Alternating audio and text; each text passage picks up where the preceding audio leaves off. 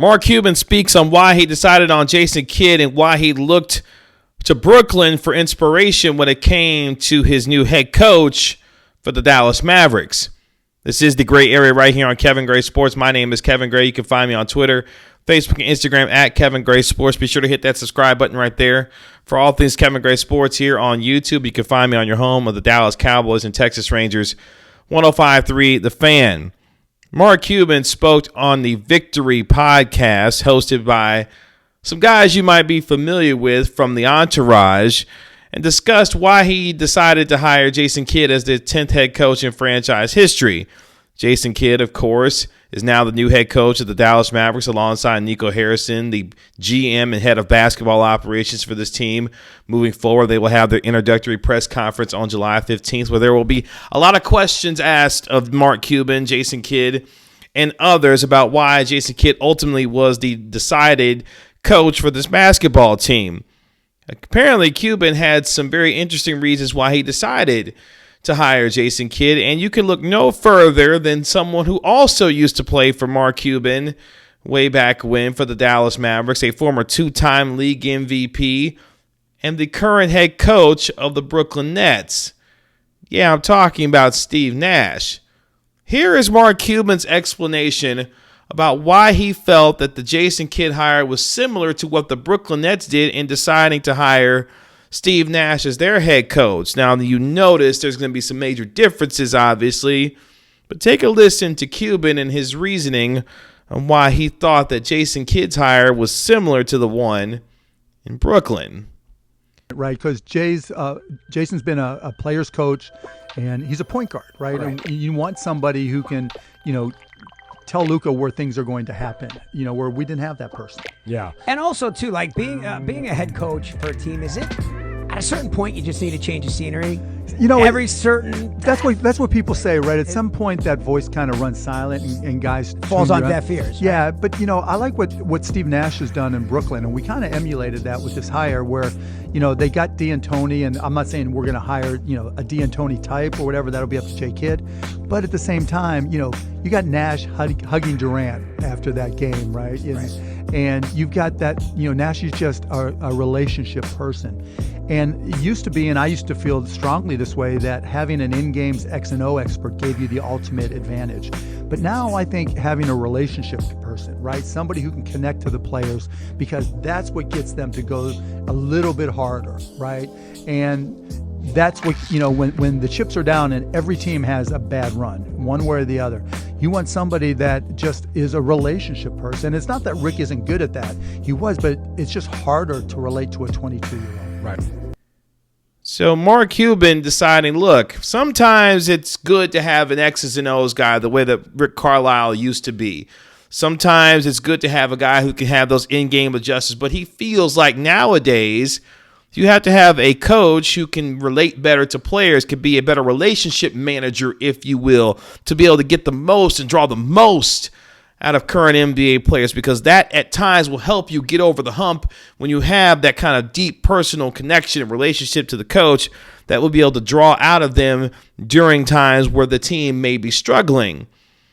And on its surface, that makes a lot of sense when you start thinking about how coaches are starting to continue and also develop the kinds of relationships even beyond the X's and O's, especially when you see coaches hired in the NBA that are former NBA players who have an impact on their team. One team that currently, actually two teams that you can think about immediately that come to mind are the Phoenix Suns and, of course, the Los Angeles Clippers. The Los Angeles Clippers, of course, with Ty Lue, obviously. The Phoenix Suns with a guy in Monty Williams. Even the Atlanta Hawks with Nate McMillan as their current head coach. All former players in the NBA who have had deep connections with players across the league and have continued to grow those relationships and find them having the kind of success that they're having right now. Now, there's a little bit of difference between what's going on in Brooklyn than what's going on here in Dallas. Now, Steve Nash, first-year head coach, first-time head coach, rookie head coach in his first season this past year with the Brooklyn Nets. This is Jason Kidd's third time around when it comes to being an NBA head coach. He was hired as a rookie coach immediately after retirement when he started with the Brooklyn Nets. He eventually, of course, moved on to the Milwaukee Bucks, where at times things struggled in terms of player communication, which he says he has worked on, and that will continue to improve for him going forward. But the biggest difference, obviously, is the Nets have a much better roster, to say the least. Steve Nash was able to walk into a situation where he had a guy in Kevin Durant and also Kyrie Irving there. And then, of course, they wound up acquiring James Harden for the Brooklyn Nets. So the talent disparity is quite a bit. But there are some similarities when you start thinking about the Jason Kidd hire alongside what the Brooklyn Nets did with Steve Nash. One is familiarity with the front office. Sean Marks, the GM of the Brooklyn Nets, has had a long-standing relationship and friendship with Steve Nash, and one that made him much more comfortable in being able to select Steve Nash as a first-time rookie head coach, much like how Jason Kidd, of course, has a deep relationship with the Mavericks front office, specifically with Mark Cuban, and yes, special advisor now, Dirk Nowitzki, and of course, Michael Finley, still part of the executive brass of the Dallas Mavericks. So there's some similarities there when you talk about the familiarity and deep connections and relationships that both coaches have to their front offices. But for Jason Kidd, this is much different for him. He has got to prove this time around that he has learned from the things in his first couple of stops in Brooklyn and also Milwaukee. Meanwhile, your man Steve Nash had on-the-job training in his first year with guys like Mike D'Antoni alongside him as part of the assistants that were in Brooklyn. It will be interesting to see if Jason Kidd decides to go down that same route by hiring an experienced assistant coach a la a Terry Stotts or someone of that nature to be alongside his bench, much like how Steve Nash did this year in hiring and bringing in Mike D'Antoni to give him the kind of experience needed to continue to grow and ease the learning curve as a head coach. One of the things that's profitable for Jason Kidd in terms of this situation now with the Dallas Mavericks is that he has been able to learn under Frank Vogel and put himself in a position where he realized that he skipped some steps when he initially became a head coach in the NBA. Being able to realize that and understand that, but more importantly, learn from it, and being much more humble in his ability to learn under Frank Vogel should serve him well in being able to help the Dallas Mavericks move forward. Much like how Steve Nash, much like how Steve Kerr and others in the NBA have done in recent memory, their ability to connect and foster relationships and have a true understanding of their players, given the experiences that they had as players themselves, will serve them for Jason Kidd especially well here.